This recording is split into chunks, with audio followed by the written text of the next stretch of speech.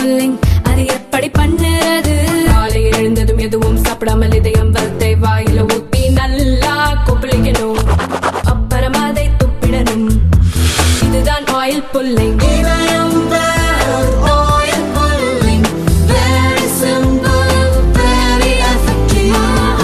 ரெண்டு ஸ்பூன் போதும்.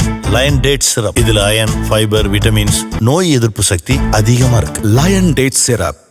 இரட்டை இலை சின்னம் உள்ளிட்ட விவகாரங்கள் தொடர்பாக தேர்தல் கமிஷன் விசாரணைக்கு ஏற்கனவே விதித்த தடையை சென்னை உயர்நீதிமன்றம் நீக்கியுள்ளது. விசாரணைக்கு தடை கோரிய பழனிசாமியின் மனுவையும் தள்ளுபடி செய்துள்ளது. இதைத் தொடர்ந்து அதிமுக கட்சி விதிகளில் திருத்தம் செய்து பொதுக்குழுவில் எடுக்கப்பட்ட முடிவுகள், அதன் அடிப்படையில் பொதுச்செயலராக பழனிசாமி தேர்வானது. இரட்டை இலை சின்னம் தொடர்பாக தேர்தல் கமிஷன் விசாரணை நடத்தும் நிலை ஏற்பட்டுள்ளது.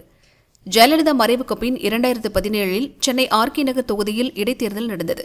அப்போது பன்னீர்செல்வம் மனுவை விசாரித்த தேர்தல் கமிஷன் பெரும்பான்மை எம்எல்ஏக்கள் ஆதரவுடன் பழனிசாமி முதல்வராக இருந்தபோதும் இரட்டை இலை சின்னத்தை முடக்கியது.